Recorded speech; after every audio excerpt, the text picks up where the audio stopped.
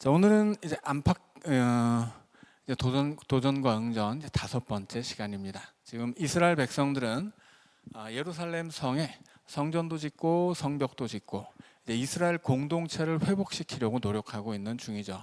그런데 적들이 두고 보지 않습니다. 자, 이것은 마치 교회가 스스로를 잘 세워서 하나님 앞에 부끄러움이 없는 모습으로 서려고 할 때 세상이 우리를 흔드는 것과 똑같아요. 이것은 뭐 교회라고 하는 공동체뿐 아니라 우리 개인적인 삶에서도 마찬가지죠. 우리가 믿음으로 살려고 할 때 믿음으로 살지 못하도록 마귀는 항상 우리를 유혹하고 시험하고 흔들어 대는 것입니다.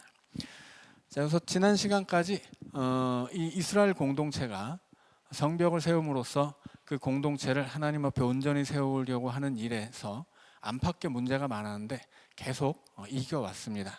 밖의 문제는 적들이 위협하고 도전해 오는 문제였고, 지난 시간에는 내부의 문제도 있어서 가난한 사람들과 가진 사람들 사이에 갈등이 있었는데, 이것이 느헤미야의 지혜로운 방법을 통해서 그들이 느헤미야가 먼저 모범을 보이고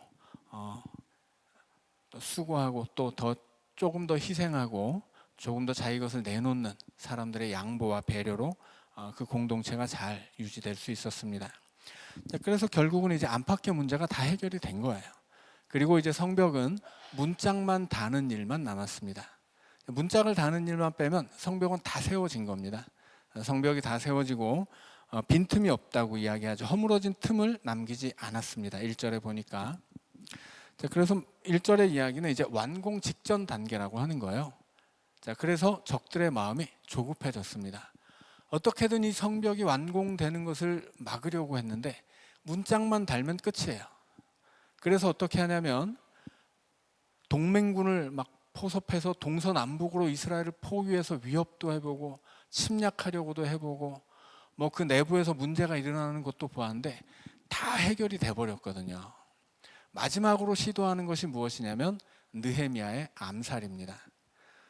지금 이스라엘 공동체가 느헤미야라고 하는 이 대단한 지도자를 중심으로 똘똘 뭉쳐 있는 거예요.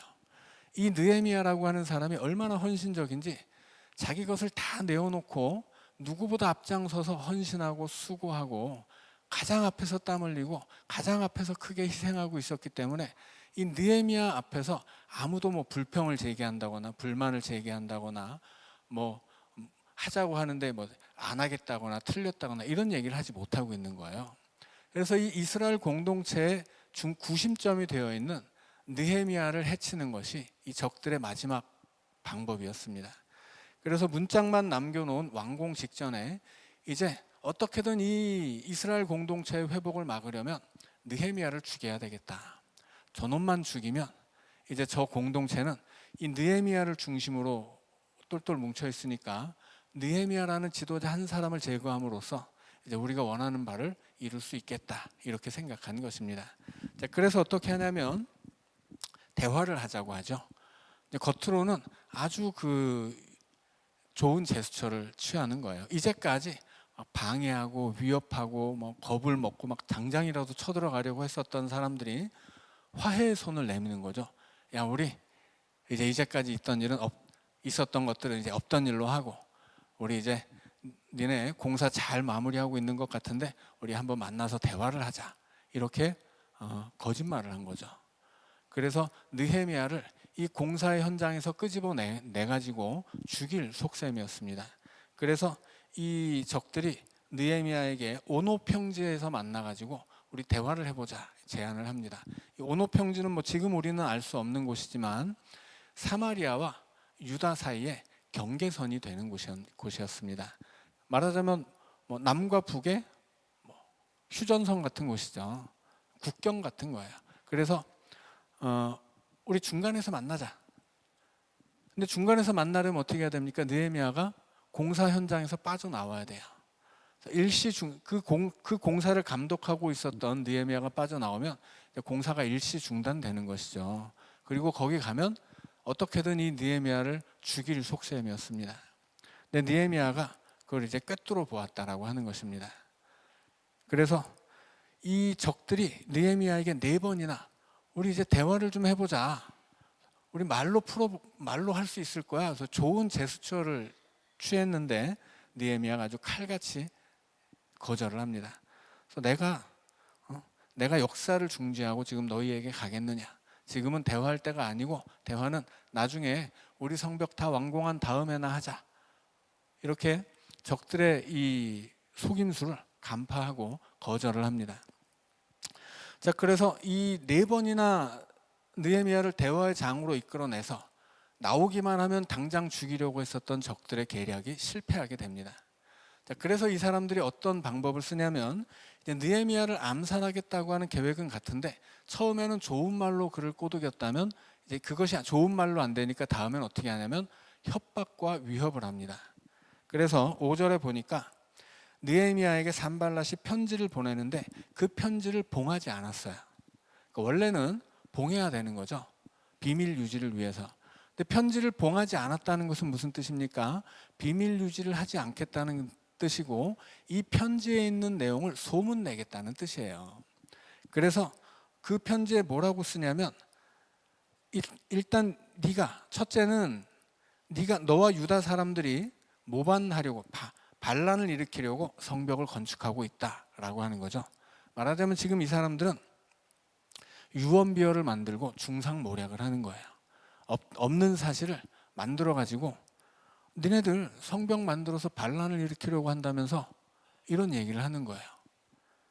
두 번째는 네가 그 말과 같이 왕이 되려 하는도다. 느헤미야가 페르시아 왕으로부터 총독의 권한을 받고 자기 나라로 돌아와서 자기 백성을 돌보는 일을 하고 있었는데 이것을 호도하는 거죠.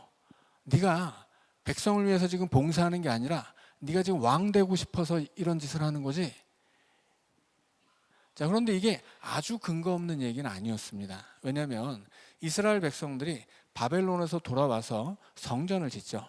성전을 지었는데 성전만으로는 충분하지 않습니다. 왜냐하면 그 성전에서 진정한 예배가 드려지지 않았거든요.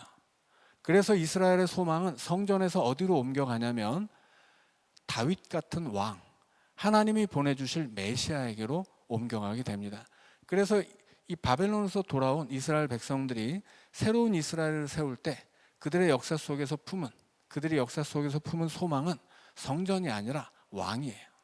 그 왕은 하나님이 보내주실 메시아이고 결국은 이 왕에 대한 약속을 하나님이 다윗에게 해주셨기 때문에 다윗 언약을 붙잡고 하나님이 우리가 성전을 세우고 여기서 예배하는 하나님의 백성들에게 다윗 같은 왕을 보내주셔서 하나님을 대신해 우리를 통치하게 하실 것이다. 이 소망을 품고 있었거든요. 그래서 이스라엘 백성들이 공공연히 우리는 하나님이 보내주실 다윗 같은 왕을 기다린다라는 소망을 공공연히 이야기했어요. 그 소망을 가지고 기도하고 그 소망으로 찬양하고 그 소망의 주인을 기다리고 있는 와중이었습니다. 그러니까 이 이스라엘 백성들의 메시아 소망에 관한 신앙을 가지고서 산발랏이 중상모략을 하고 있는 거예요. 니들이 그렇게 왕 얘기를 하고 있는데 느헤미야 너 지금 네가 그 왕이 되려고 하는 거지? 네가 왕 노릇하려고 지금 성벽을 세우고 있는 거지? 이런 유언비어와 중상모략을 지금 하면서 그 내용을 쓴 편지를 봉하지 않았다는 것은 너 잘 들어. 우리가 이걸로 소문 낼 거야. 너 우리 말 안 듣고 우리랑 대화하지 않으면 너는 순식간에 이 성벽은 반란을 위한 성벽이 되는 것이고 너는 왕이 되려고 하는 야망가가 되는 거야. 너 이런 소문 퍼지는 거 싫으면 대화의 장으로 나와. 이렇게 이야기한 것입니다. 하지만 대화로 나가면 어떻게 되겠어요? 당장에 암살을 하겠다는 뜻입니다. 그러나 느헤미야가 그와 같은 처음에 좋은 말로 유혹을 해도 흔들리지 않고 위협하고 협박해도 흔들리지 않습니다. 아주 칼같이 잘라버리죠. 자, 그런데 그렇게 느헤미야가 적들의 이렇게 좋은 말로 했던 암살 시도 혹은 협박과 위협으로 했던 암살 시도 이 모든 것을 무위로 돌릴 수 있었던 이유가 이제 9절 마지막에 나오죠. 느헤미야는 이 적들의 암살 시도 앞에서 하나님 앞에 기도하는 거예요. 하나님, 내 손을 힘있게 하옵소서. 그러니까 느헤미야는 계속해서 페르시아에 있을 때부터 그가 자기 민족을 품고 하나님 앞에 기도해 왔던 사람이죠.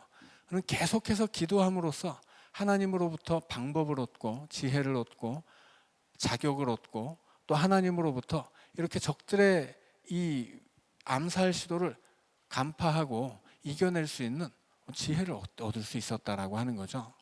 그래서 느헤미야가 워낙 똑똑해가지고 막 적들의 의중을 다 간파하고 막 제갈 공명처럼 이 적들 머리 위에 꼭대기에 서가지고 막 이 지혜로운 방법을 만들어내고 이랬다는 이야기가 아니에요.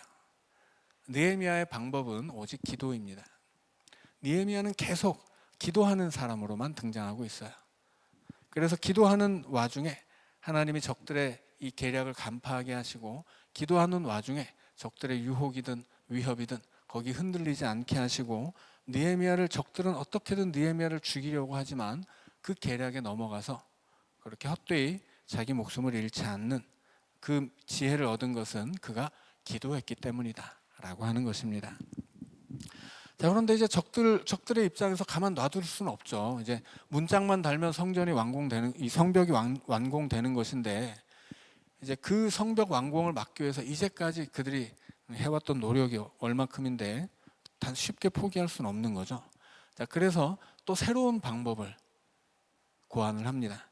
자, 10절에 보니까 이 느헤미야가 무헤다벨의 손자 들라야의 아들 스마야가 두문불출하기로 내가 그 집에 갔다 이렇게 기록합니다. 이 스마야라는 사람은 이후의 이야기를 보면 예언자예요. 자, 이스라엘에는 항상 종교적인 지도자와 정치적인 지도자가 함께 있었습니다.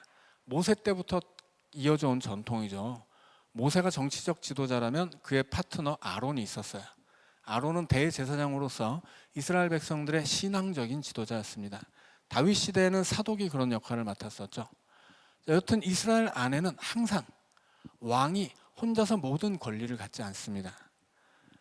정치적인 힘을 가진 왕이 있으면 그의 파트너로 신앙적인 지도자로 하나님이 세워주시는 제사장들이 있었어요. 자, 그래서 이 느헤미야에게도 느헤미야가 대단한 정치적 지도자인데 그에게 신앙적인 파트너가 있었는데 뭐 그 시대의 대제사장이 누군지는 모르겠어요. 그런데 지금 여기에는 예언자가 나옵니다. 스마야라고 하는 예언자가 있었어요. 아마도 느헤미야와 함께 그에게 있어서 이 백성들을 지도하는 일에 힘을 보태주었던 사람, 친구였을 것 같습니다. 왜냐하면 이 스마야가 두문불출했을 때 그의 집에 찾아갈 정도로 가까운 사이였기 때문이죠. 느헤미야가 정치적 지도자라면 단순히 친분 때문이 아니라 그가 이 스마야라고 하는 예언자가 이스라엘 백성들을 신앙적으로 인도하는 또 다른 지도력의 하나였기 때문에 네가 지금 이 성벽이 완공되어 가는 시점에서 두문불출해서는 안 된다 이런 뜻으로 찾아갔을 것 같습니다.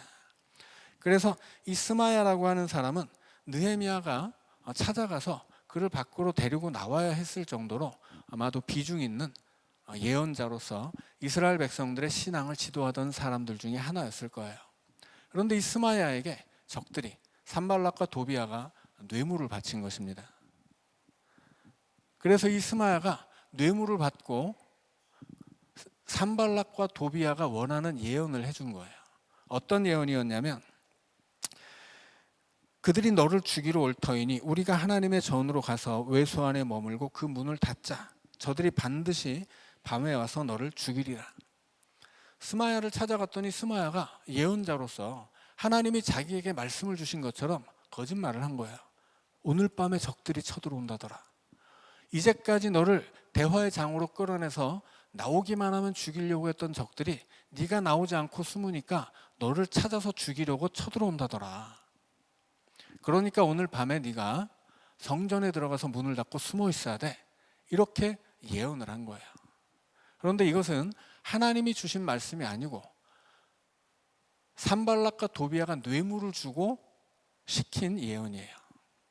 자, 이 예언에 따라서 느헤미야가 성전 안에 숨고 문을 닫으면 어떻게 되겠습니까?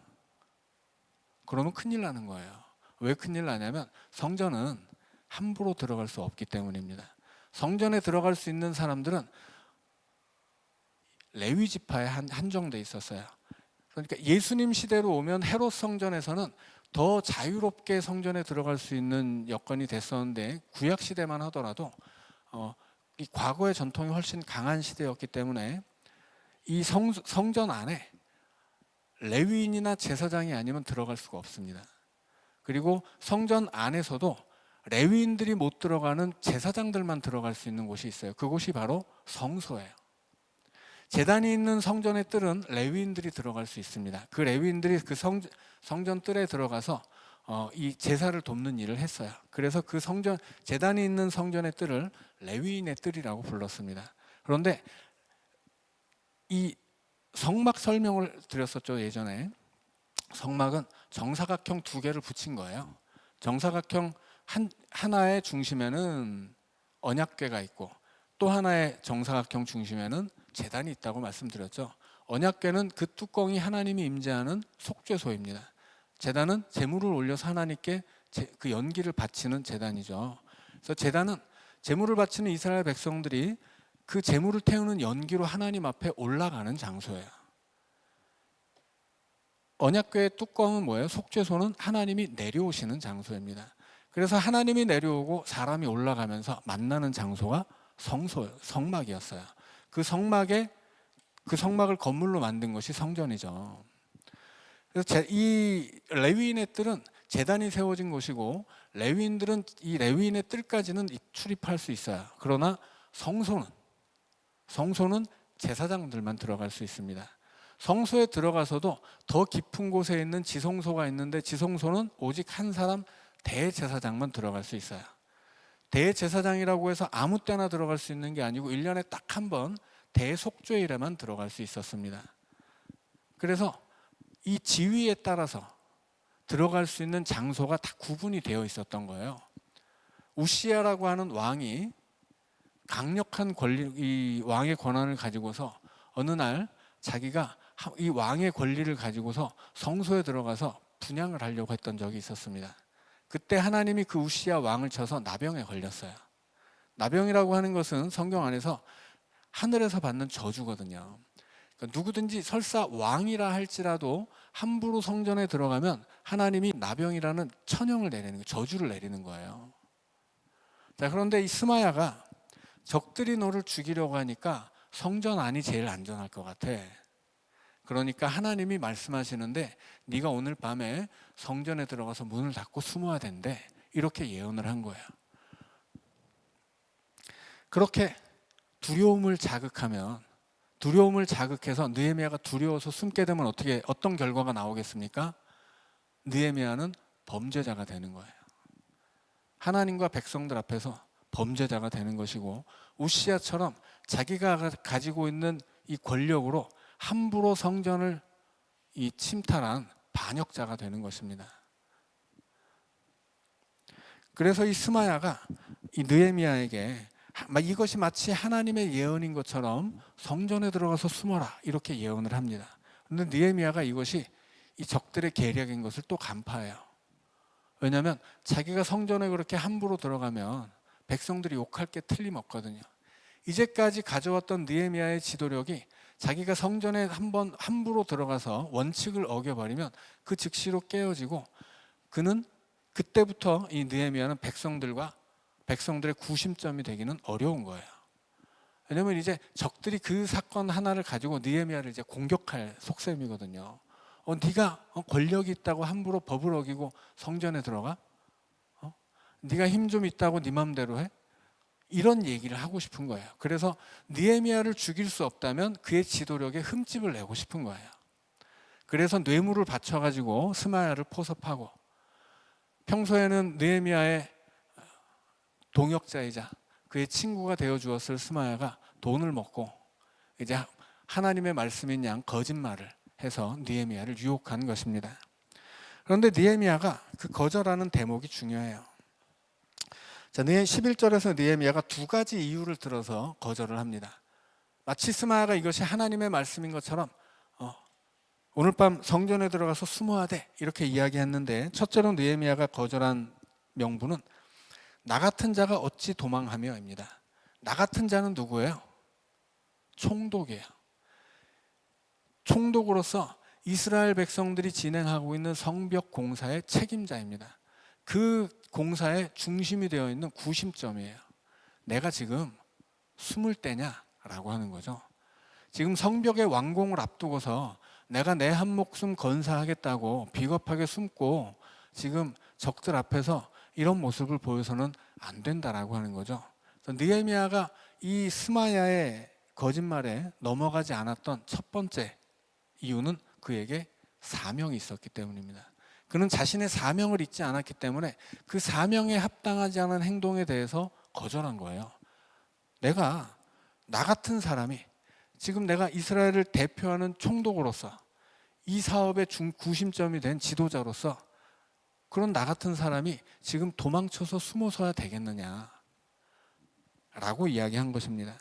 자, 그 다음에는 나 같은 몸이면 누가 외소에 들어가서 생명을 보존하겠느냐. 나 같은 몸이라고 하는 것은 느헤미야가 자기 육체를 비하하는 그런 얘기를 한 것이 아니고 자기 신분을 이야기한 거예요. 성전에 들어갈 수 있는 사람은 레위인 아니면 제사장이거든요.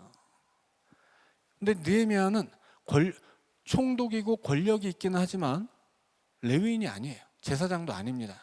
그가 백성들의 지도자이건 구심점이건 상관없이 그에게는 허락되지 않은 공간이에요. 그러니까는 자기가 함부로 거기 들어가면 어떻게 됩니까? 백성들이 어떻게 생각할 거예요? 네가 힘 좀 있다고 그 힘을 네 마음대로 쓰는구나. 네가 제사장 레위인만 들어가는 곳에 네가 네 마음대로 들어갔어? 이제 그때부터는 어떻게 됩니까? 느헤미야의 지도력이 흠집 나가지고 이제 적들이 원하는 대로 느헤미야가 백성들의 구심점이 될 수도 없고 이제 그때부터는 이거를 빌미로 이제 공격을 할 심산이에요. 그래서 느헤미야가 아니야, 내 신분은 성전에 함부로 들어갈 수가 없는 거야. 내가 설사 오늘 밤에 성전 밖에 있어서 죽는다 하더라도 내 신분으로 함부로 거기를 들어가서는 안 된다라고 하는 거죠. 이것은 무슨 얘기예요? 자기 분수를 정확하게 알았다는 이야기예요. 사람이 이렇게 분수를 잊게 될 때가 있어요. 어떤 때 잊어요? 뭔가를 내가 가지게 될 때. 그래서 사람들 앞에 자기를 과시하게 되고 자기가 뭐라도 되는 것처럼 자랑하게 되고 교만하게 되고 이게 사람의 그 악한 본성이죠.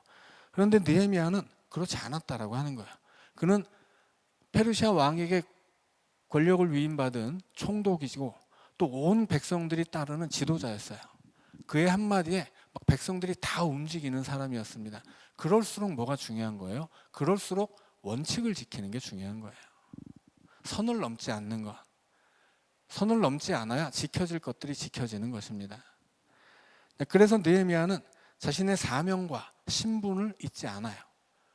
그래서 스마야가 하나님의 이름으로 예언했지만 그것을 거절했는데 알고 보니 뭐예요? 그것이 하나님의 말씀이 아니라 적들의 계략이었고 스마야가 뇌물을 받고 거짓말을 한 것이었습니다.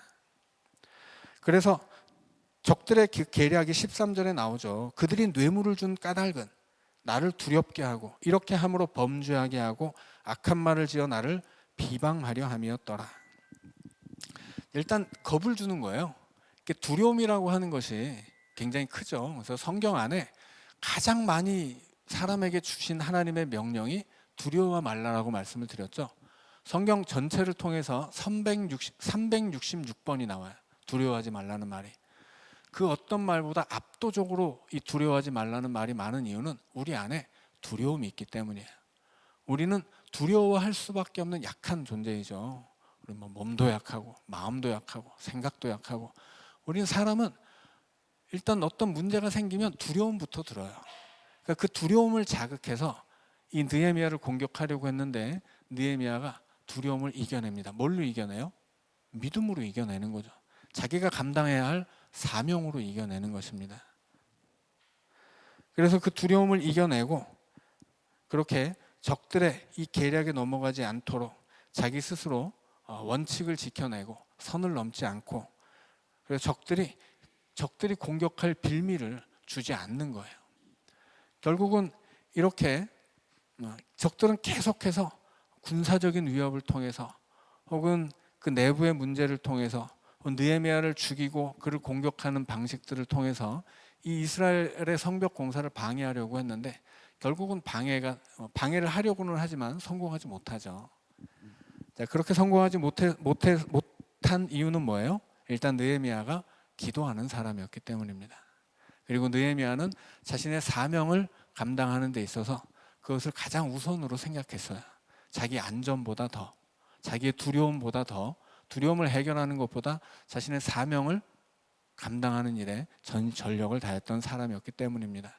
그리고 그는 원칙을 지키는 사람이었기 때문이에요. 그래서 그렇게 기도하는 사람, 자신의 사명에 힘쓰는 사람, 자신의 신앙적인 원칙을 지켜서 사는 사람, 그들에게 마귀의 계략은 통하지 않는다라고 하는 이야기입니다. 그리고 결국 이렇게 여기까지 이야기가 온 시점에서 성벽은 완공돼요. 그리고 이스라엘 백성들은 그 성벽 안에서 이제 그들이 원하던 것을 얻게 되는 것입니다. 자, 오늘 우리가 이 느헤미야를 해치려는 적들의 공격도 보지만 그러나 느헤미야가 어떻게 대처하는가, 어떻게 응전하는가, 기도로 또 사명으로, 믿음의 원칙으로 그렇게 우리도 우리 믿음을 지켜가고 교회를 지켜가고 이 땅을 믿음으로 다시 세워가는 연동교회가 될 수 있기를 우리 주님의 이름으로 축원합니다.